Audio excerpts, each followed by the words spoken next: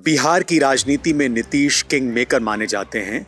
आंकड़ों की बाजीगरी में नीतीश भले ही पीछे हों, लेकिन बिहार की सत्ता पर 17 सालों से विराजमान हैं और नीतीश को जिसने भी आंखें दिखाईं, नीतीश ने उसके पर कतर दिए। चाहे आरसीपी सिंह हो या कोई और, हर किसी को नीतीश ने शिद्दत से ठिकाने लगाया। अब बिहार में नए राजनीतिक समीकरण को लेकर कई चर्चाएं चल रही हैं। विरोधी दल बीजेपी इसे सच बता रही है तो महागठबंधन इसे महज अफवाह बता रही है। आप रहेंगे जेडीयू के, क्योंकि खबरें चल रही है। हर साल में एक बार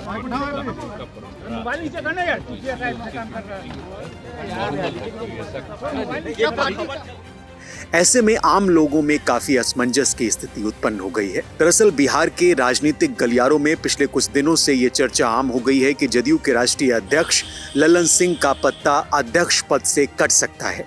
जहां बीजेपी जैसी पार्टी इसको सच बताती है, तो वहीं महागठबंधन में शामिल अन्य पार्टियों के नेता इसको कोरी अफवाह बताते हैं। जैसे कह रहे हैं कि मीडिया में है, हमारे जातीय जनगणना को नहीं दिखाया जाता है, अफवाह फैलाया जाता है, ललन सिंह को लेकर इस तरीके का नैरेटिव सेट किया जाता है। जनगणना में उन्होंने क्या किया है, यही तो जानना चाहते हैं। मेरे को पता नहीं है, आपको पता होगा तो आप बताएंगे।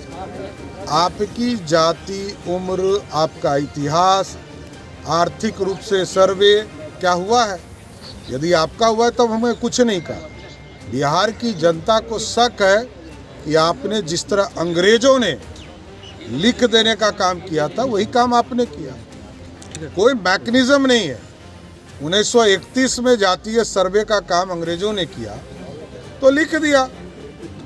आज ये 2023 है, तो 2023 में आपको बताना पड़ेगा ना कि फलाना व्यक्ति का पूरा इतिहास क्या है, वो लिख के दिए कि नहीं स्वयं।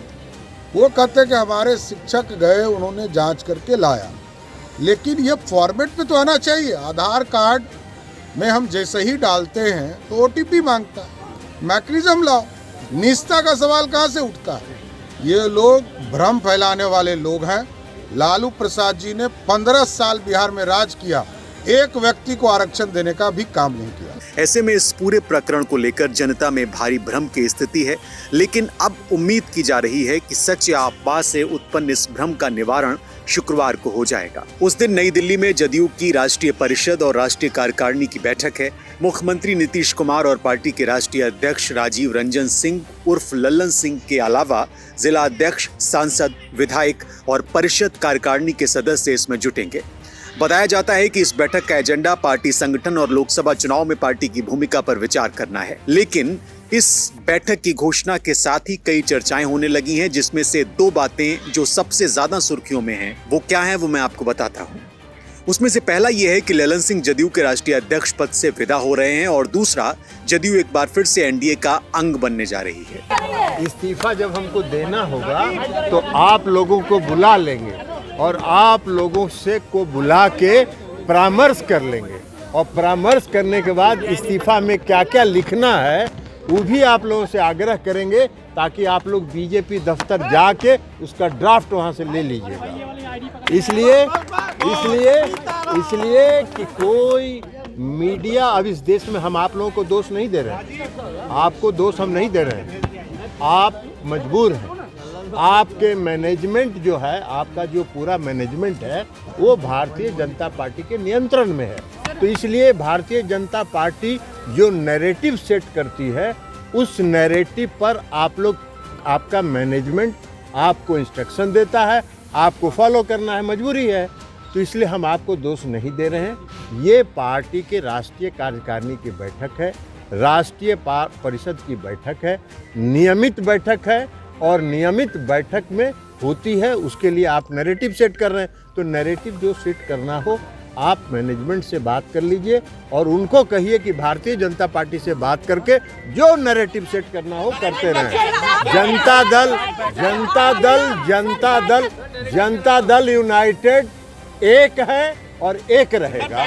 आप चाहे जितना भी ताकत लगा लीजिए और आपके मैनेजमेंट और भारतीय जनता पार्टी जितनी ताकत ली, हम आपसे इस्तीफा हम इस्तीफा देना होगा तो हम आपसे परामर्श कर लेंगे। लेकिन मुख्यमंत्री के करीबी नेता और बिहार सरकार में वित्त मंत्री विजय चौधरी का दावा है कि ऐसा कुछ नहीं है और महागठबंधन एकजुट है। लेकिन वो उतने ही उत्साह से ये दावा नहीं कर पा रहे जितने उत्साह से बाकी चीजों में अपनी बातों को रखते हैं।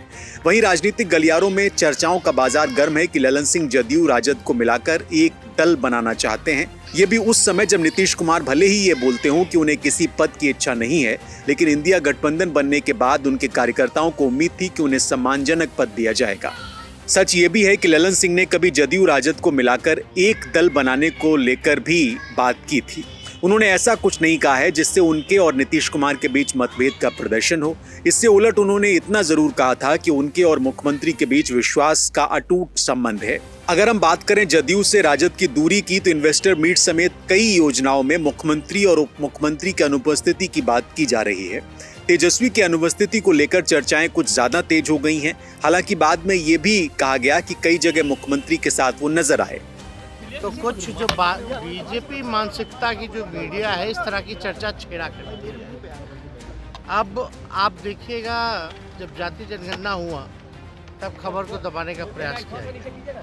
जिस दिन आरक्षण बढ़ाया गया उस दिन खबर को दबाने का प्रयास किया गया। जिस दिन कल ही कैबिनेट ने, हम लोगों ने लगभग जो है कल परसों 4.5 लाख जो नियोजित शिक्षक थे उनको राजकीय कर्मी का दर्जा दिया, तो इस तरह की न्यूज़ आती है। और इस तरह की जो पत्रकारिता है वो 3-3 महीने बाद जागती रहती है।